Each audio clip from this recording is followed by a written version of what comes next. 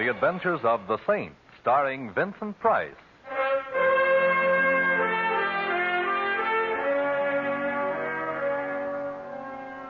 The Saint, based on characters created by Leslie Charteris, unknown to millions from books, magazines, and motion pictures. The Robin Hood of modern crime is now transcribed for radio, starring Hollywood's brilliant and talented actor Vincent Price as The Saint.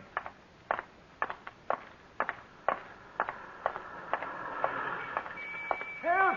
Help! Come on. No. Hey, what's going on here? This is my car here. No.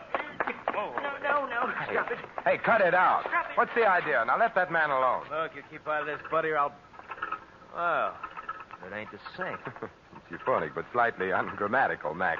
Now, what's the disturbance? They drew up alongside of my car. Him and the other fella. They said, get out. We're taking your car. Why, Mac wouldn't do a thing like that, now would you, Mac? Nah, of course not. The old man's nuts. What Mac would do if he coveted his neighbor's jalopy is slug him with a piece of lead pipe and drive off. Yeah, so good night. I got business. Now, wait, Mac. You could satisfy my curiosity a little. Why should you want to steal this gentleman's old automobile when you've got nicer, newer ones to choose from? Yes, ask him, mister. Ask him. Yeah, ask me, Saint. Go ahead. I'm going to satisfy a little curiosity of my own. I didn't think you had any, Mac. What shape does it take? I always wondered how you'd look dead. Good night, all. Good night, Mac. Be seeing you? You let him go. Yes, he convinced me that I should for now. There's nothing like a 32 in the pocket of a known thug for winning an argument. Did you say there was another fellow with him? Yes. Run off when he heard you coming. It was the same fella tried to buy my car yesterday. Someone tried to buy this car? Oh, sure. This fella tried to buy it. And there was a woman made an offer, too. You mean you actually refused? I ain't selling until I find out why they want to buy it so bad. This fellow who tried to buy the car, do you know his name? No, he looked like a gentleman until you found him consorting with felonious intent with our just-departed friend, eh? Tell me, was he well-dressed, an annoying little mustache placed just over the sneer he wears for a mouth? Well, yes. Say, how did you... That's easy. Our friend Mac does piecework for him. Fancy Dan Turner is his current alias. But I see you don't keep up with such things. You're going to tell the police? Later, perhaps, when there's something to tell them. Right now, I've got a great thirst that needs quenching. A thirst for knowledge. Huh? Yeah, what's your name and where do you live? Collins. 302 East 8th Street. Mm-hmm. Now, put your car in cold storage, old-timer, and take care of yourself. Something tells me this is Rat's night out.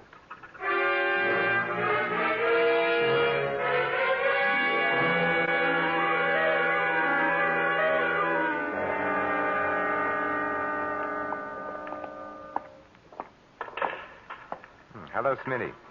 Back making book, I see. You got the wrong joint, Saint. Take a look around. I run a pool room. You interested in a horse? No, a man. Well, like I said, Saint, you got the wrong joint. His name's Mac. He hangs out here. Now, where is he? In the back room? I'm the three monkeys, Saint. Deaf, dumb, and blind. The only Mac I know is a truck. Oh, then if you don't mind, I'd like to look in your back room and see if he's parked there. I mind. But you won't even know, Smitty. You're deaf, dumb, and blind. Oh, have a heart, Saint. I ain't got no back room. Besides, last time you dropped in my place, a lot of my customers started patronizing elsewhere. Including you, Smitty, remember? I've only been back from the Gray place a week, and I ain't forgetting it. Oh, come on, Saint. Be a good guy. Beat it, huh? No, Smitty. Let him stay a while. Hello, Mac. I was hoping you were smart enough to go home and get some sleep. How could I sleep with you out roaming the streets, Mac? You know how I worry. Yeah, too much. What does he want, Smitty? You. Why, Saint? I want to talk with Fancy Dan Turner. What about... Now, let's not be coy, Mac. It doesn't become you. I want to ask Turner why he's trying to steal a jalopy from an old man. Well, what do you know? I got a surprise for you, Saint. I'll take it to him.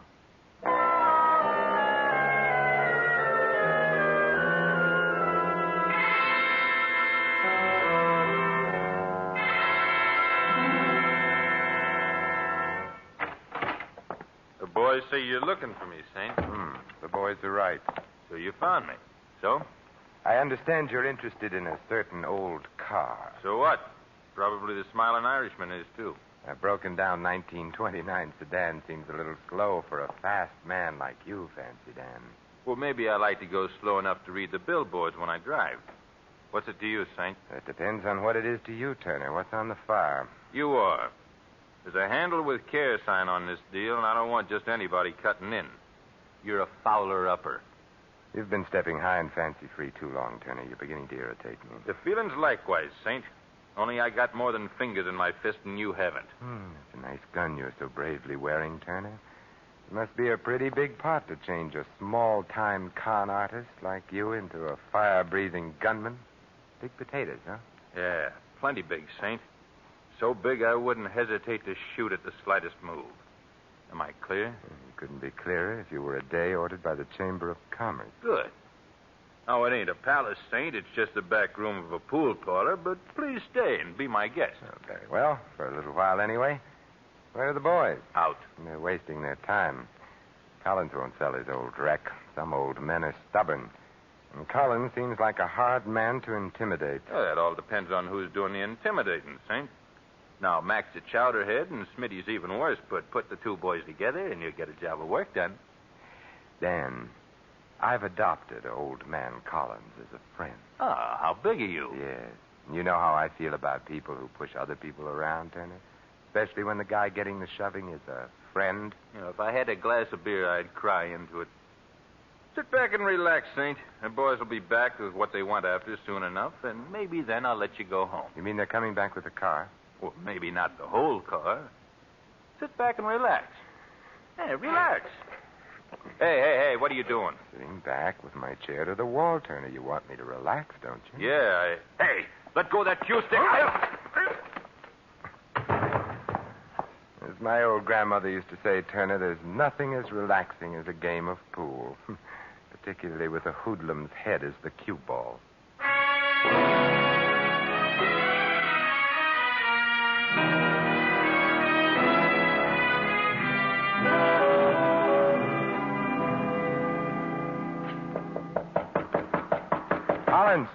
Collins, open up. You wouldn't be from the police now, would you? No, I'm no more a policeman than you are, old man Collins. Come in and be welcome, then. Oh. Where's Collins? The old man? He's here. Where? Behind the sofa. But if you're of a mind to look at him, make it a quick look. Dead? Very. How? Every way. Beaten, stabbed, and tortured. Maybe even shot, for all I know. Yes, and for all I know, maybe you've got a gun with an empty chamber, for all I know. Bless me, no. Me business doesn't allow it. Just what sort of business are you in, Irish? The name's O'Brien. Ah.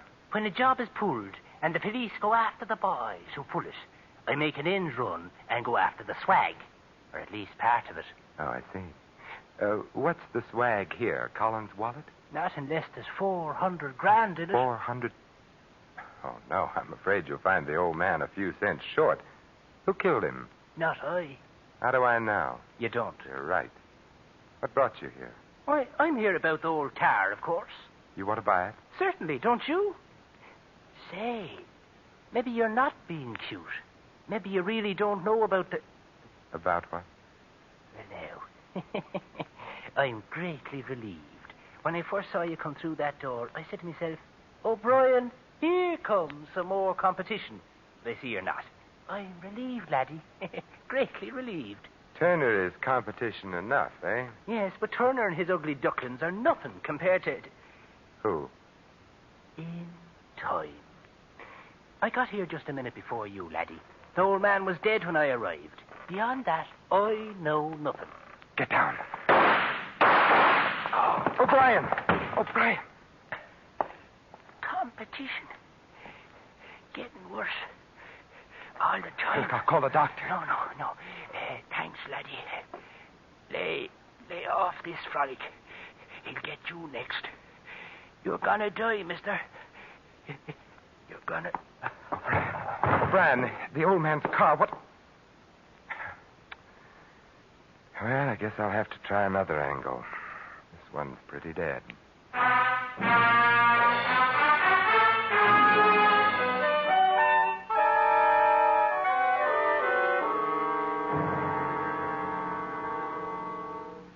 I wait awaken Mr. Ritchie as you requested, Mr. Templar. He'll be right down. Oh, thank you. I hope the fire isn't too serious, Well, sir. it's serious enough to awaken Mr. Ritchie. Oh, here he is now, sir. Well, which plant is the fire in? Who's responsible? How big is the damage? Oh, the fire isn't in any plant, Mr. Ritchie. What's that? Then where? It's inside of me. I'm burning up, and I need your help. How dare you sneak your way in here 3 o'clock in the morning by telling me there's a fire? Look here, who are you? Simon Templar. Oh, yes, the Saint. I've heard of you. If you have business with me, Mr. Templar, I'd suggest you phone my secretary for an appointment. Meanwhile, there's no subject on earth can keep me from going back to bed. Not even the subject of $400,000, Mr. Ritchie? What do you know about it? Nothing other than that it was stolen from you, Mr. Ritchie. That happened 7 years ago. The criminal, John Qualey, was caught, tried, and convicted. Now, if you'll pardon me... Qualey worked for you, I believe. He was my head accountant. And the money was never found? No. Qualey drew 20 years in the penitentiary. He never revealed where the money was hidden. Until the day he died. Died? Yes. 2 weeks ago in prison. Huh. And now, Mr. Templar, if you don't mind, I need my rest. I won't detain you much longer, Mr. Ritchie. Just 1 or 2 more questions. Well? Did Qualey have a wife? Yes, he did. If he knew he were dying in prison, it's quite possible he made an attempt to get word to her, to tell her where the money was hidden. He may have made the attempt, but he couldn't possibly have succeeded. He was too closely watched. Oh. After all, $400,000 is a lot of money. A lot of money. Yes, you could almost buy a second-hand car with it. If I hadn't been fully covered by insurance, my firm would have gone under in the face of a loss that large. And now, Mr. Templar, if I might ask a question. Certainly. Why this sudden urgency, this 3 o'clock in the morning business? An old man was tortured to death.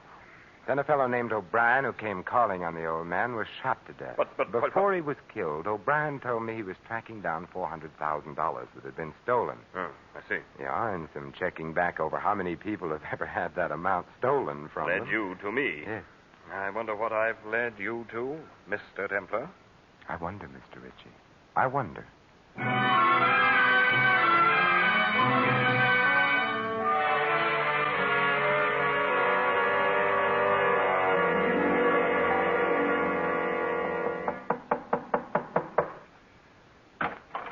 Yes? What is it? Mrs. Qualey? What do you want? Several things, Mrs. Qualey. Like what? A murderer. You've got the wrong apartment, mister. An old automobile. No sale. Anything else? Maybe you'll buy this, Mrs. Qualey. Collins was murdered a little while ago. Collins? Hmm. Oh, the old man. Why? Someone wanted his car. Someone who evidently couldn't wait any longer for the newer model. So? So I saw Collins' car in your garage, Mrs. Qualey. Maybe you better come in after all, mister. Come in careful. Careful enough? Keep those hands high. Sure. I don't like you, mister. You're nailing together a frame and you're trying to put my picture into it. Collins sold me that car. When? Tonight. I could have bought a Cadillac for cheaper, mister, but I wasn't in any position to haggle. Yes, I know. What do you know? That's what I want to find out. I know that Collins' car, the car, is worth about $20, but if something else is worth in the neighborhood of $400,000. And you know that's an awfully nice neighborhood. Nice and exclusive. Chiselers aren't invited to move in. I've been gathering that impression all evening. Well, what have we here? You name it. An acetylene torch, welder's mask, a few chisels, a hammer, steel wire. Either you've gone to work for Henry Kaiser, or the hand that customarily rocks the cradle is going in for rocking a safe. I had to go into a hardware store to make a phone call, and I just couldn't leave without buying a few things. How fortunate you didn't make your call in an establishment that sells steamrollers. Yeah, I see you have a set of license plates. You see too much. From Collins Jalopy, aren't they? These license plates. So that's how Qualey smuggled out his message. You're getting awfully close to a bullet in your head, mister. Give me those plates. Shh, there's someone at the door. Stay where you are. I'll see who it is. Better not take the license plates with you. Yes? Oh! Mrs. Qualey! Oh! Mrs. The devil. He got the plates. Yes, he got them. Don't let him. Oh, catch him there. Where? Where? Where Johnny worked. Shot. Before 6. Mrs. Qualey. Collins, O'Brien, and now I have 3 reasons for wanting to meet a certain party.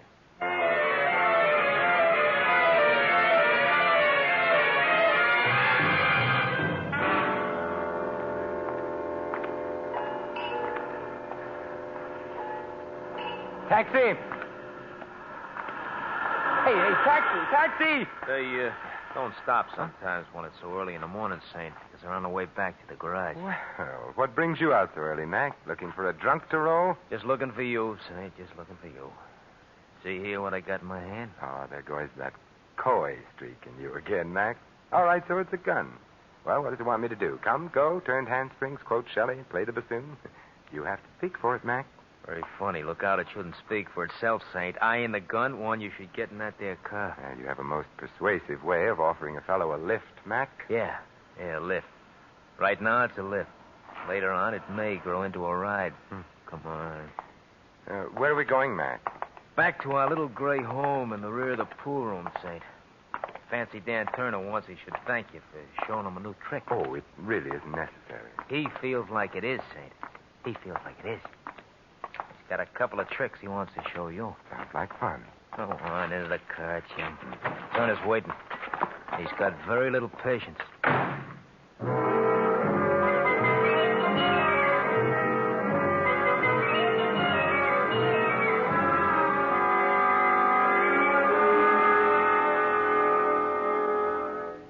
Nice to have you back with us, Saint. I missed you. From the looks of that bandage on your skull, Turner, I'll bet you wish I'd missed you. Not now, I don't, Saint. It's a nice feeling having you here, knowing that I owe you something. I pay my debts, Saint.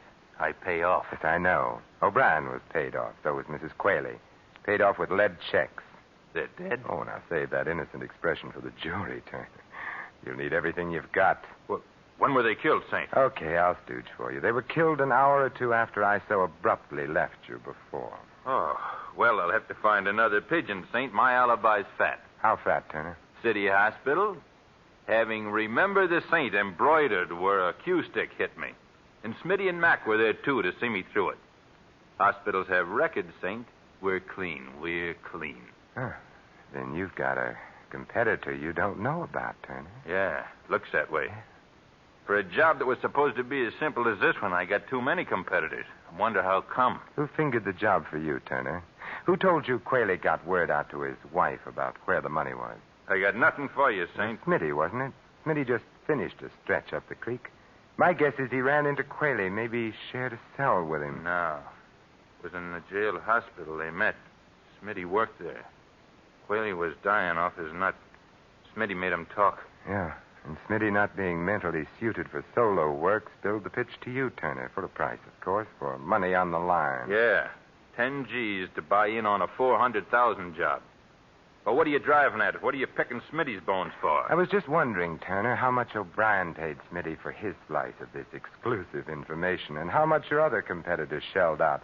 The one who happily goes around killing people. What do you mean? If you ask me, Turner, your pal Smitty is the sort of rat that even rats on rats. He sold Qualey's secret 3 times that we know of. Hey, thanks for handicapping it for me, Saint. If you're really grateful, Turner, you can return the favor by telling me what time. It's 5:15 in the morning, Saint, but you ain't going nowhere. I have a date to keep before 6, Turner, with your competitor. Yeah, Saint, that's what you think. Maybe not, Turner.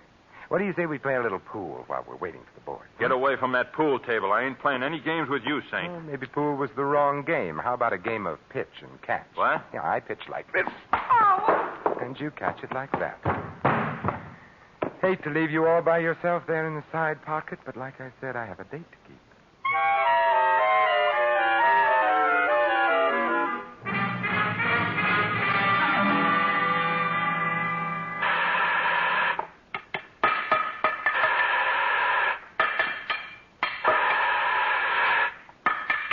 Well, Mr. Ritchie, get enough sleep despite my interruption? I wasn't really asleep when you called on me, Mr. Templar. I know, Mr. Ritchie. Your hair was a little too carefully combed for a man who's been suddenly awakened and told he's having a fire. You're very clever, Mr. Templar. But not clever enough to catch you before you committed 3 murders. Well, you're Smitty's silent partner, huh? See what low company's gotten you into, Ritchie? Yes, I see. $400,000. Buried in the siding of this elevator shaft. And with the help of this acetylene torch, it'll be all mine. A very ingenious fellow, Qualey. And to think the money never left this building. The place where Johnny worked. Yes, he was ingenious. It was very smart of him to use his prison job making automobile license plates as a means of smuggling out the information to his wife. How did he do it, Richie? Very simple, Templar. There's an extra piece of thin metal in this particular plate, forming a sort of pocket. And inside the pocket, a note on cigarette paper telling poor Mrs. Quayle how to get the money. Of course, once he managed to tell her the number of the license plate, well, the rest was easy, wasn't it? Yes. All poor Mrs. Quayle had to do was ask the Motor Vehicle Bureau to whom the plate was assigned. Mr. Collins, in this instance. Poor old fellow. Mr. Templar, would you mind joining me here in the shop, please? Yes, right on top of the elevator. I'd like to keep an eye on you while I finish burning out this metal partition. You see, I've only until 6 o'clock when this elevator is switched on downstairs. Oh, well, I... Come, in the shop, please. Well, really, I have a gun, Mr. Templar. Oh, well, that makes it official, then. There we are. Careful, Mr. Templar. I wouldn't want anything to happen to you. Anything accidental, that is. You know, it's funny. I've known you such a short time, and I have exactly the same sentiments towards you. I've never been astride the top of an elevator before, Richie. And we're right near the top of the shaft. Yes. I don't mean to worry you, Templar, but when this elevator power turns on in a few minutes, it will rise to the top before it descends. How's your treasure hunt coming, Richie? Almost finished. One last strip of metal to cut away, and the partition will come off. Then we'll decide your fate, Mr. Templar. Your future. Here goes. A last blow.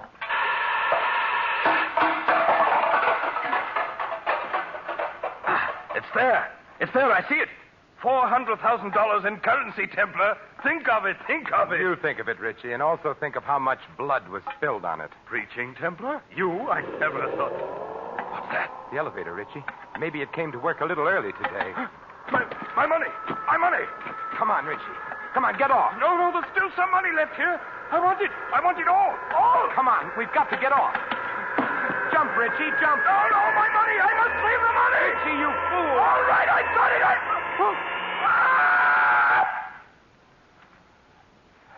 Yes, Richie. You saved your money, and you saved the state some money, too. I'm sure you didn't plan on saving the cost of your execution.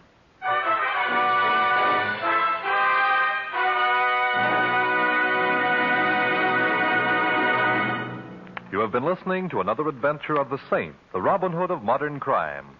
And now, here is our star, Vincent Price. These immortal words of Ovid, translated from the Latin, express quite well indeed the justice of our Mr. Ritchie's fate. Nor is there any juster law than that the contrivers of death should perish by their own contrivances. This is Vincent Price inviting you to join us again next week at this same time for another exciting adventure of the Saint. Good night.